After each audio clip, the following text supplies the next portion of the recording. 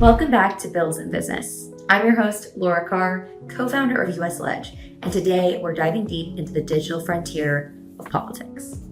My guest today is William Hollis, CEO of Campaigns, Inc. And at a time when the media landscape is fractured, voters are fragmented, and attention spans are fleeting, William's team is helping campaigns cut through the noise with hyper-targeted digital strategy, creative partnerships, and storytelling that moves the needle. From grassroots movements to regulatory defense, William understands how to connect mission-driven organizations with their communities and how to do it ethically and effectively. So please welcome my guest, William Hollis. So I'm curious, tell me, William, who you are, tell everybody what you do, and I'd love to get into it. Yeah, so I'm the CEO of Campaigns, Inc. I previously ran a consulting company in Canada doing digital communications for politics. And I was previously a conservative staffer in Canada. And we've just relocated down to the US with Campaigns, Inc. And we're going a little bit more niche with Campaigns, Inc., focusing exclusively on social media. So we do digital advertising, we do influencer amplification, and then all of the creative stuff that goes into social media ads. So short form video, vertical video, long form explainer videos, and all kinds of graphic design, copywriting, and really focusing on mobilizing supporters to take action for issues. That's really interesting and cool. And you started this in Canada. How did it all come about? How did you start it? Yeah, so back in university, I took over the University of Toronto Conservatives. And at the time, they were kind of a club that no one was really a member of. There was like 2 people in it. Sure. Kind of people wrote it off. And I was able to grow it into the largest conservative club in Canada using social media. And it got to the point where we were having events regularly with like hundreds of people showing up. And I kind of realized a lot of power in that for mobilizing supporters to come to events. And a couple of years previous to that, I had worked for 2 city councilors. And at the time, I ran the first Facebook ad campaign at the municipal level in Canada to get awareness to those councillors during their re-election and to get people to turn up for events for them as well. So that was kind of my first foray into the digital side of things. But then after university, I went on to work as a staffer and got that kind of high-level communication lens in high-stakes politics as well, working for the Ford government in Ontario. So that kind of all fused together. And then I kind of went out on my own with the consulting practice in Canada. And we were able to do some really cool, really big campaigns. And it led me here. So what is bringing you to Texas right now? I mean, it's amazing here. It's exciting. It's an exciting place to be, right? It's a booming place. And honestly, I think I got a small taste of the U.S. political scene earlier this year when I did some work for some American clients in my Canadian company. And I did my research and I saw that Texas was the place where it was all happening. And a lot of exciting things are happening here, obviously with tech, with AI, like you guys are doing. And, I looked at the political landscape and I saw a lot of kind of value-based, alignment in that sense. So the economy here is very exciting, very dynamic, and it's a real powerhouse. So it seemed like a natural fit. So it was definitely the first place that I kind of wanted to dive into. And are you scaling across the U.S. and starting in Texas? Yeah, so we operate nationally already. So that's the beauty of social media, is that you're able to kind of operate on different levels in different places at the same time. And that flexibility is actually kind of an enhancer in terms of your ability to perform because, the internet is global, right? Social media is global. Something that happens in Texas can certainly influence politics in DC or, really anywhere in the country, or even something that happens around the world can influence politics and public affairs here in the States. Mm-hmm. So we operate nationally, but like I said, Texas is an exciting place. So we wanted to have this as our launch pad here. Very cool. And how do you decide, I know you mentioned that you're mission driven, and how do you decide which clients to take on and which campaigns to get involved in? Yeah, so like I mentioned, my background is as a conservative activist, but we handle clients from across the political spectrum.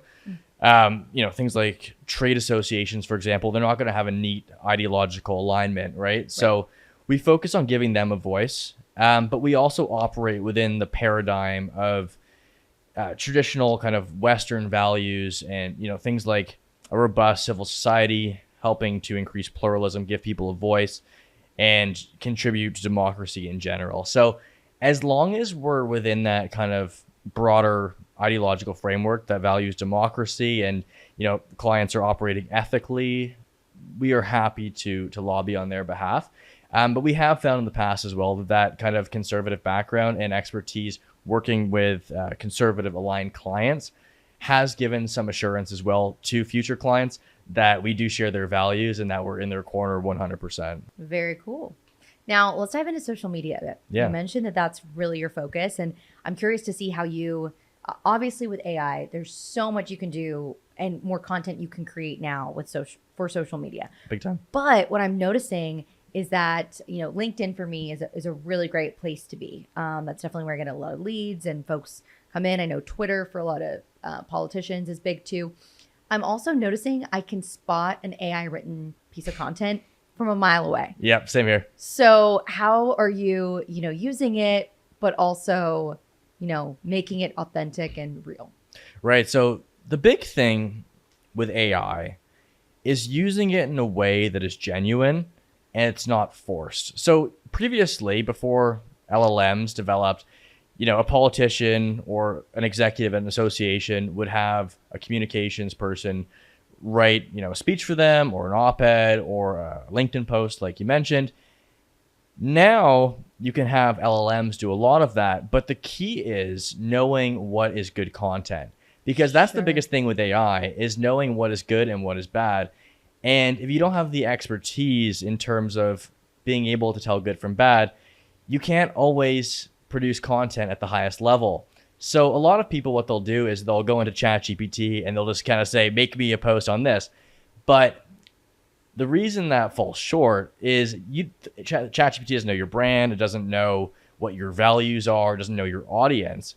So the key here is building prompts that are actually fully informed and educated on the brand that you're working for, giving them insights into the actual audience that you're communicating with.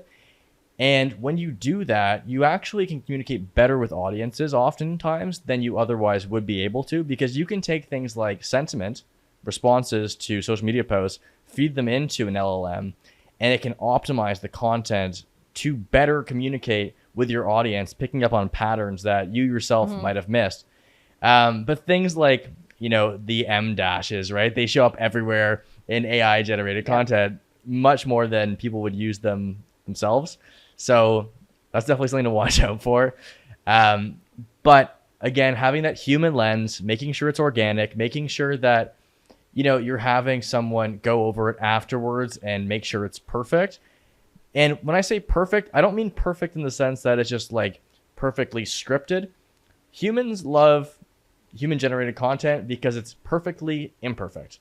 So, having things like, imperfect syntax is going to make it actually resonate more because it seems more grassroots, more native. 100%. I was going to ask what the main things are that are really hitting in the political genre. Obviously the things I'm writing are, when you're like a founder writing any kind of content, it's very, what's hitting now, it seems just authenticity, just being real. And not necessarily, people don't go, oh yeah, that ChatGPT wrote that. It's like genuine content that you are coming up with and spending time on. What's hitting in the political realm? Well, video is big, short form video. TikTok, we'll see how that goes in the US, whether or not that'll stay legal. But TikTok's been huge. Okay. And Instagram Reels in terms of the virality of content, where before you were posting more to your community, but now you're exposing yourself to a broader audience. So if something picks up, it can just take off like a wildfire. Like, for example, I posted one thing on my TikTok a few months back, and it got over 1 million views and, hundreds of thousands of likes and thousands upon thousands of comments. Cool. And once it takes off, it just goes, and it's kind of, it compounds on itself. So that's huge. Vertical video, you're seeing a lot of investment in that in the political sphere right now. Like if you look at what the Democrats are doing, for example, right now, they realized there was a big kind of deficiency in terms of a lot of the social media stuff, and they're investing very heavily in it right now, to the point where most of their job postings right now are for vertical video. So making content that resonates in that sense, that is quick, that is attention grabbing, that really gets people's attention immediately, because if it just drags on, like, people aren't going to listen, they're not going to care, and your message isn't going to get out. What was the post that went viral? It was actually a New York state senator. She motioned to have New York join Canada. And I made a post asking people's thoughts on that. And it took off. And it was actually this massive love fest between Canada and the US. It just everyone say how much they like loved each other. And it was amazing. That's adorable. It was super cool. Yeah. I love that. I feel like a lot of people try and do the, clickbait, spicy stuff, but that's actually a really wholesome right? I know. I love that. Cool. We had one that I thought was going to perform extremely well that didn't. Mm-hmm.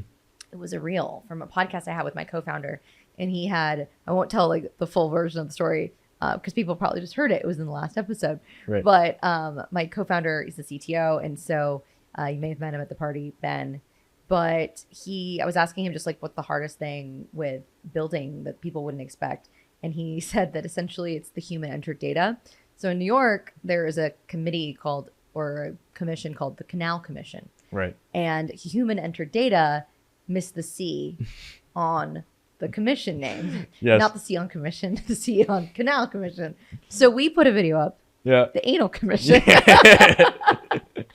I laughed so hard when I heard that in the podcast. You did? I did. So I completely cracked up and thought that is gold. I don't know if the algorithm had it off. I had like 3 likes. I was cracking up actually from that because I'm like, it's going to go one way or the other. Yeah. Didn't perform. And I'm like, was it the algorithm that maybe said, oh, it's a bad word, we should put that down on there? I don't know. Yeah. I'm still learning that. Yeah. Still lots to learn. That's the thing too, is like, that's why consistency is so important. And you guys are doing a great job of getting out there. Like, you guys are everywhere, which is fantastic. Thanks.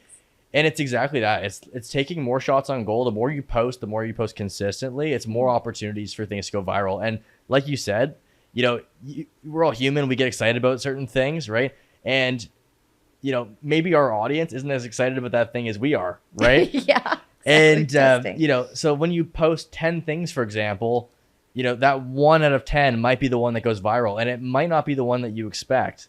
So that's why it's like, you have to be consistent. You have to post, frequently. And when you do that, it gives you more opportunities for something to go viral because, God knows what it is that little X factor, because by all technical measures, those 10 posts can be identical, but there was something in that one post, even the time of day you posted it, how people were feeling in your audience, that did the trick, and it just, went off the charts, obviously, right? And are you self-taught in this? Had a lot of great mentors. Okay. Different politicians that I've worked for.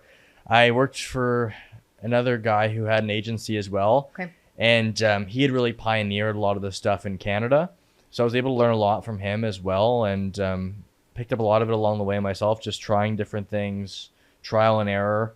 And that's the thing, right? It's like you see what works over time, and people are able to help you along the way. But I found with social media, because it's newer, a lot of the kind of age-old expertise that a lot of communications professionals had, it's less relevant now because, the press release isn't as useful as it was, 20, 30 years ago, right?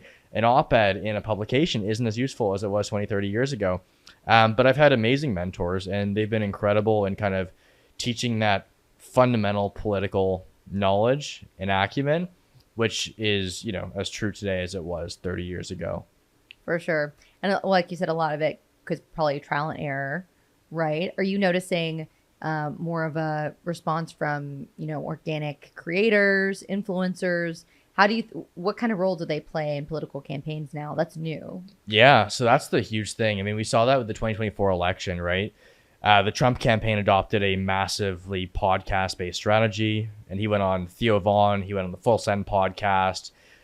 He went on, several different interest-based, like a golf podcast, for example. And then with the Kamala campaign, you saw a lot less of that. She just went on Call Her Daddy, which was a more niche kind of podcast. And controversial. Very controversial. Yeah, exactly.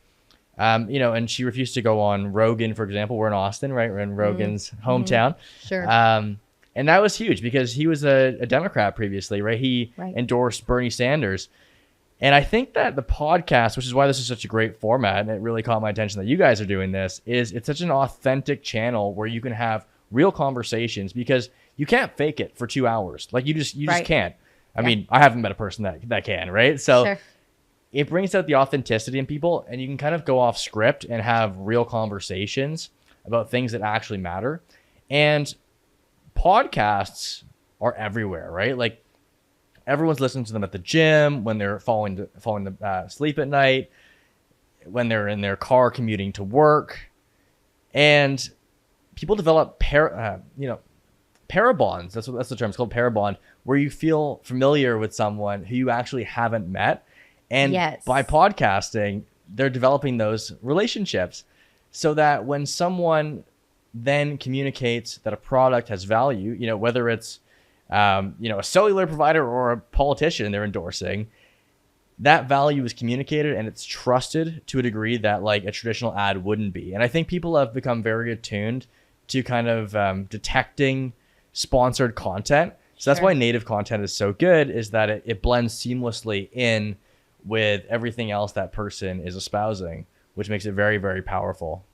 I have definitely experienced that. It's called parabonding. Parabonding, yeah. Oh my gosh, I have about 3 podcasts I listen to where I feel like I'm their friend. Right. And I wish they were my friend, and I feel like they're my friend. Right. So that is really, really cool. How interesting. And that's why often too, like people will meet a celebrity and they'll be like, "Hey Joe," like they've met them, 1,000 times, like they're a friend, but the celebrity's obviously never met them before. And there's that like false familiarity between the two people that kind of warps that interaction. That's cool. Yeah. How else do you think people are getting their news? You mentioned podcasting, other than TexasBusiness news, obviously. Right. We post a newsletter, of course. How are people getting them? News now. Yeah. So in 2024, a study came out saying that over 54% of Americans have social media as their primary news source. And significantly more than that get news from social media in some form or another, like in some combination with legacy media and social media. But I mean, X is huge, right? Because you can have conversations in real time. Events unfold on X before the mainstream media can even really cover it. Right. And there's that lag in mainstream media that you don't have on platforms like X, where it's raw, unfiltered content. And I think people like seeing footage, for example, and often with mainstream media, there's a gatekeeper in the sense that there's an editorial standard, there's a delay. They're making sure that the claims, are valid, that it meets their editorial standards. But on social media, as soon as something happens anywhere in the world, the whole world can see it, right? And people get that information without a filter, and they can make their own determinations for themselves, for their opinion as well, which is why independent media has taken off so much on platforms like YouTube and X as well. So how are you using all this knowledge for your clients right now? Like, are you coaching them? Do you have a team that's doing this for them? How are you helping your clients? Yeah. So the biggest thing we start off with is looking at their brand voice, their values, kind of the visual identity they have already. Sure. And then we're developing custom strategies for them based off of their issue that they're particularly working with, to give them that voice in their content. So we work with trusted creative partners to develop like super cutting edge content that is designed to resonate. And then we're either amplifying that through traditional social media ads with ad spend, or through influencer amplification, where we're working with trusted influencers to amplify that message that they themselves stand for. So we're looking for alignment between the influencer and the organization that we're working with to make sure it's a good fit, because if it's a bad fit, there's obviously, the threat of damage to a reputation. So it's a really delicate thing, actually. Absolutely. And so we make sure that fit is perfect to begin with. And we work with influencers over and over again as well. So we know which ones are trustworthy and which ones are good. And then we're using kind of the lens of that influencer's audience to adapt the message of the organization to that particular influencer's audience so that it resonates better and blends in with their other content.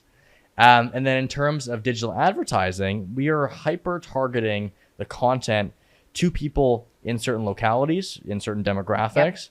And it's gotten so nuanced that like you're able to target people exactly based on their interest, exactly based on their geography.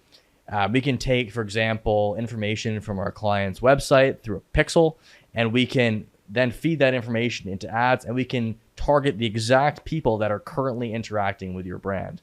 Cool. Right? So stuff like that helps us find more of the right people that you want to talk to and communicate with them in the right way at the right time.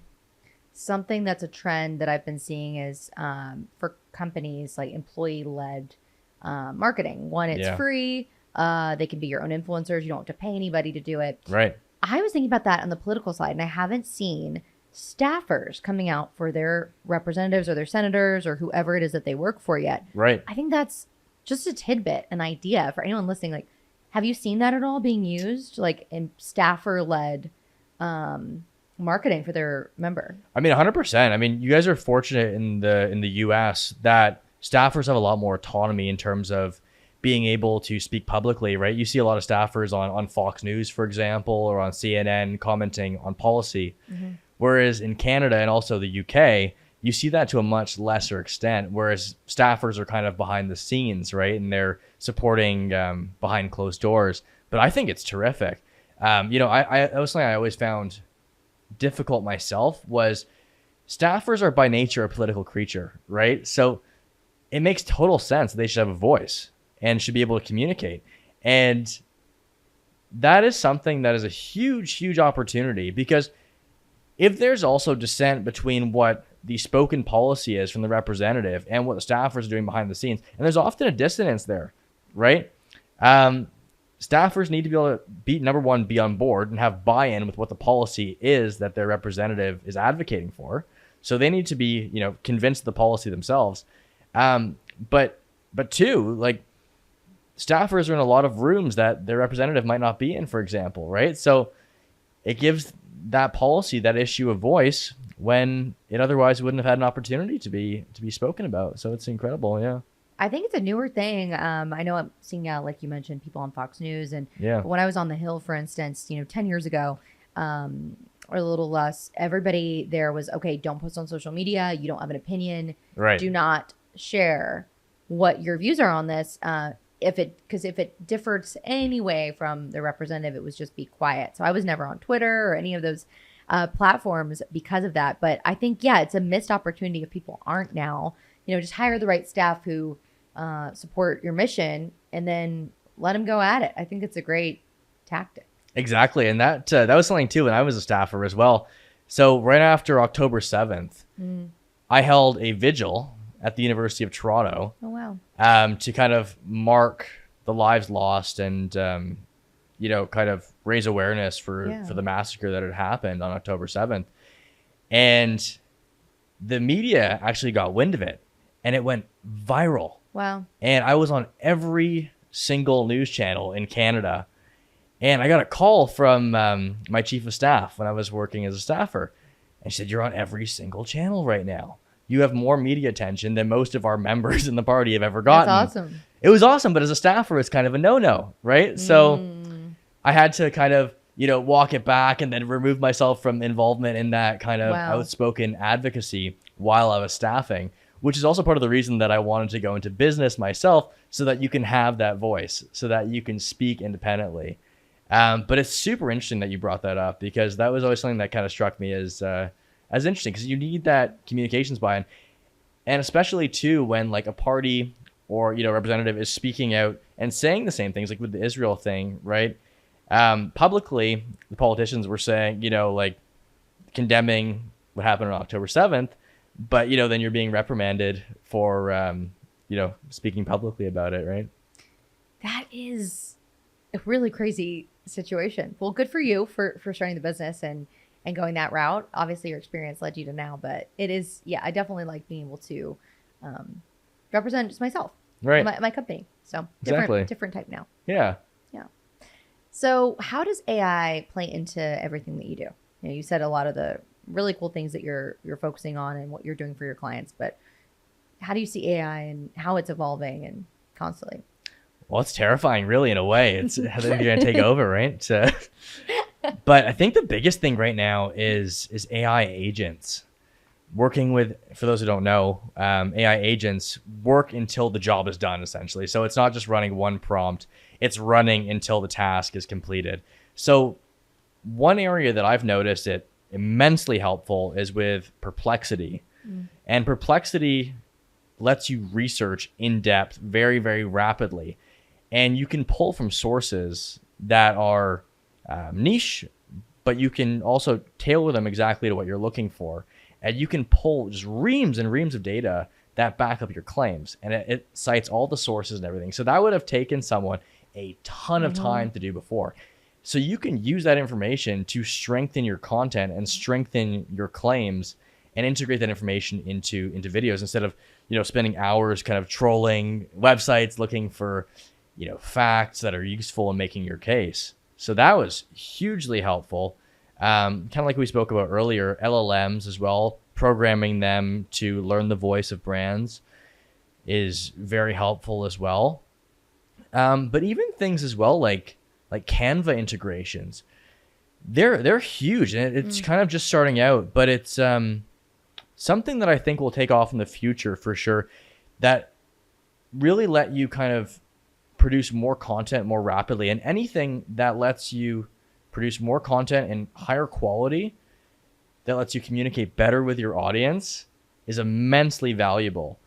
And that's the thing too, is organizations that aren't using these tools and aren't communicating in the right way, they're going to get left behind, and they're not going to get, the funding from people that are aggressively using these tools in their fundraising. They're not going to get the attention towards their issues that they're lobbying for.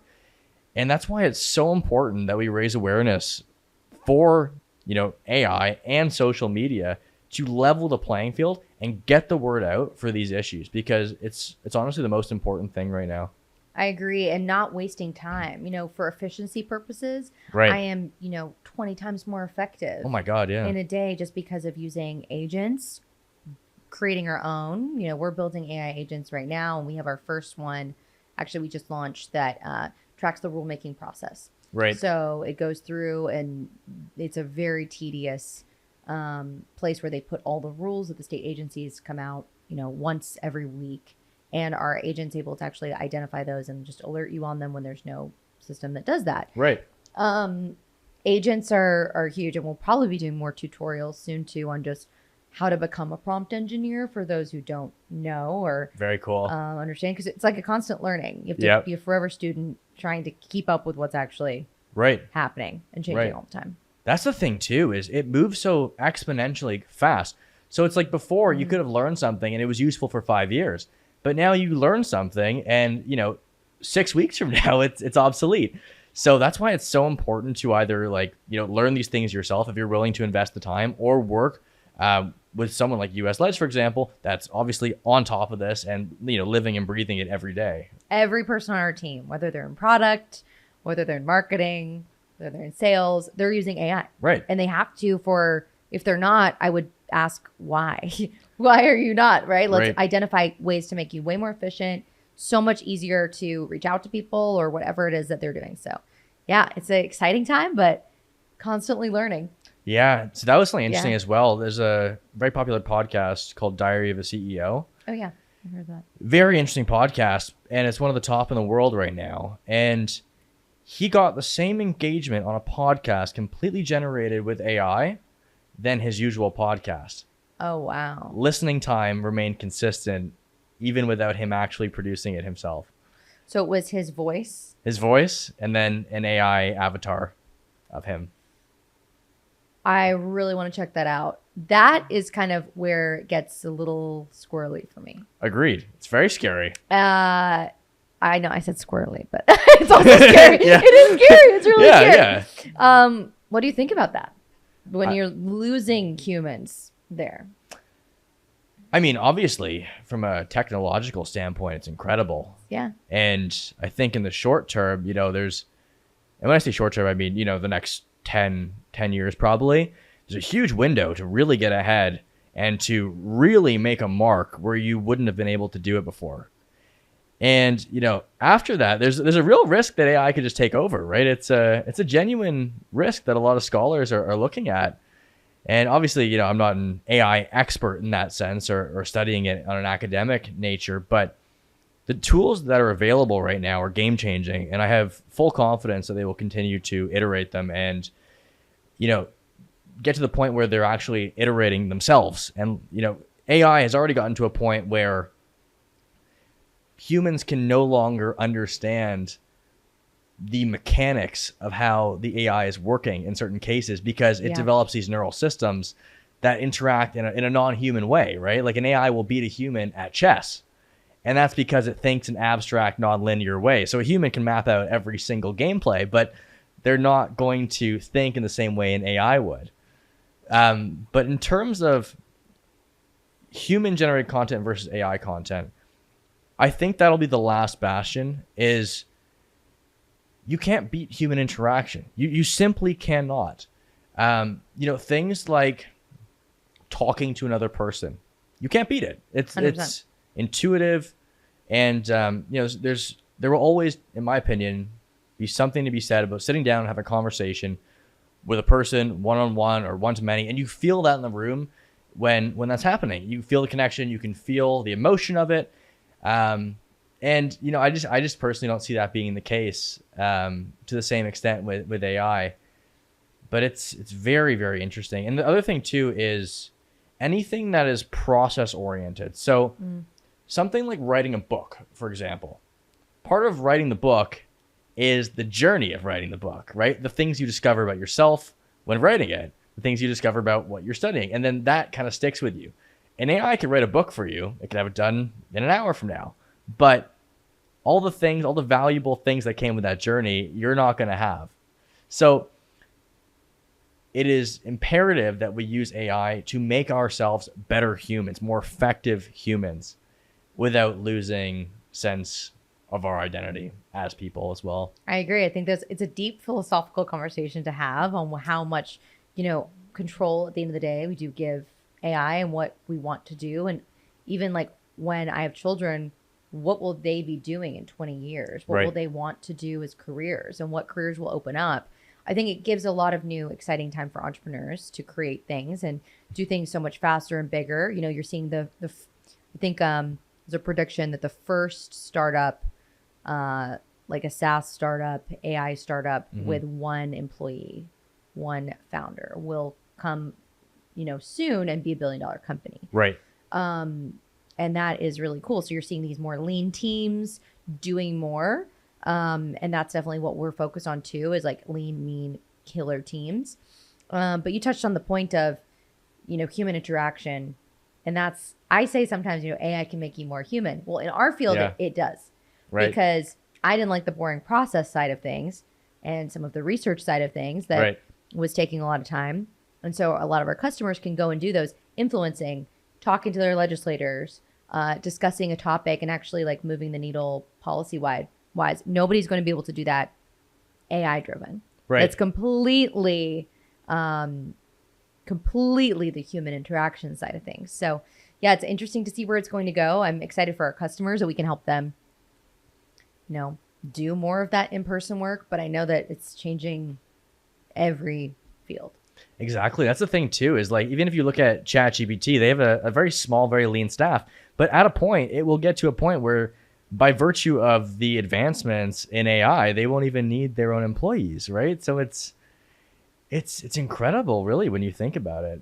Well, there'll be a lot more people creating new companies and finding ways to live, and then figuring out what their meaning of and purpose in life is, other than, there's a lot of layoffs happening. Right. So. Well, that's the thing too, is, 2 points actually. So the first one is when the Wright brothers invented the aircraft, right? They thought it was only for military applications. They didn't know, the booming aviation industry that would happen, right? Civil aviation. They had no idea you'd have these massive aircraft flying through the skies, carrying people all over the world, right? So that's the first thing. So the major business of AI, right now, it's in the AI companies themselves, like ChatGPT, for example, OpenAI, who provide the actual AI that companies are using to operate their platforms. But it will be companies like USLege, other companies, other startups that take the processing power of AI and convert them into businesses that achieve real business outcomes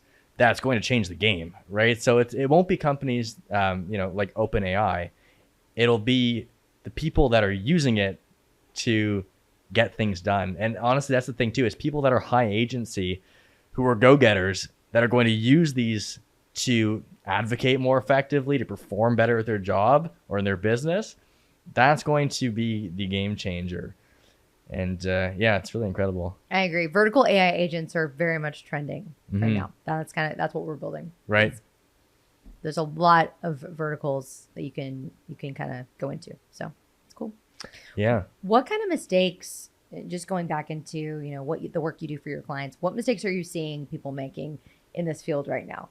I'm sure there's a lot. Yeah, there's a couple big ones. I mean, the first one is a mismatch between where your audience is and how you're communicating. And that was true even before social media, right? So, for example, if you're communicating to your membership or to people that are decision makers about a certain thing, and you're talking on LinkedIn because executives are on LinkedIn, but you're trying to talk to, 40-year-old trades guys, right? Like, it's just not going to work. So people often have a bias because they like using LinkedIn. I'm a professional, obviously. I like using LinkedIn. I love it. I use LinkedIn to market our stuff because we're talking to executives. But if you're talking to the general public, for example, or if you're talking to a subset of the public, Facebook or Instagram or even TikTok, you're talking to a younger audience, can really be the bread and butter there. So number one, conquering that mismatch between platform and audience. The second one is that oftentimes organizations will run a super exciting campaign. They'll put big bucks behind it. They will be super active on social media. Their campaign deadline, be it for a political campaign, the election happens, it's over. They kind of disband, or an organization that runs a time-based campaign around, an initiative or a ballot initiative. After it's over, they just stop posting. And they kind of, in a way, sacrifice the community they've built because they put this massive ad spend behind building a brand for their campaign. But after the campaign's over, they kind of just disperse and their followers go with them. And because it's really, you're building a community, right? You're building a community of people that you're calling upon and asking them to take an action, right? Whether that's something as simple as signing a petition or showing up to testify or, volunteer or buy a membership or donate. That community is the asset. And by building a community, you're building asset value. And that's not something that you can just extract value from once. It's something that you can continuously go to and have a conversation with them and continue to provide value to them. And they will have your back and they will give to you as well. And, kind of throwing that out the window, it's insane, really, when you think about it. That makes so much sense. So you're seeing that they're literally abandoning every practice that they're doing once they get elected. Right. Or they finish their campaign of the season if they're, not a political representative. Oh, that is crazy. So are you teaching them to continue that cycle and keep them posting and keep them engaging their community? So during campaign periods, whether for a PAC or a candidate or, a corporation lobbying for a certain initiative, you see much higher ad spend. But where you can see the consistency is in the content creation, right? So with ads, you're speaking from yourself to many people that are not in your community. That's a good way of thinking about it. I find useful. And they maybe haven't interacted with your brand, but they're primed to interact with your brand. And that's where you build the community and you bring them into the fold. Then after that campaign, that critical period is over, you have all these new people in your community. So you can continually invest in the content because content is speaking one to many, but it's speaking one to many within a warm audience. So among people that already know you and already interact with your content and already like you. So that's where you see the consistency. No one's saying you have to go out and spend massive ad dollars just, during normal business. Obviously we'd love to see that during campaign periods because that's what gets you the eyeballs, the clicks, and the attention. But consistently showing up, talking to your people, and, having a conversation and getting them engaged and involved on a continuous basis is how you do it. William, I'm so glad you found me online. Right? Exactly. This has been such an interesting conversation. Really Actually, has. How did you find me originally? LinkedIn. LinkedIn, no way. LinkedIn. Yeah. I love it. Yeah, That's the podcast. The podcast. refreshing. Because see, Huh. you guys have done something genius, and this is the thing as well I wanted to touch on, is the clipping strategy.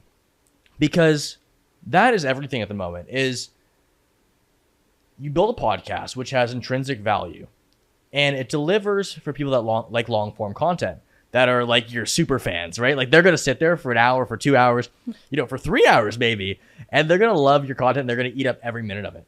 But people are super busy too, right? Like I mentioned earlier, my favorite podcast is Diary of a CEO. Their episodes are 2-3 hours. It takes several sittings to get through it, and that's why those clips, those key moments, are the best.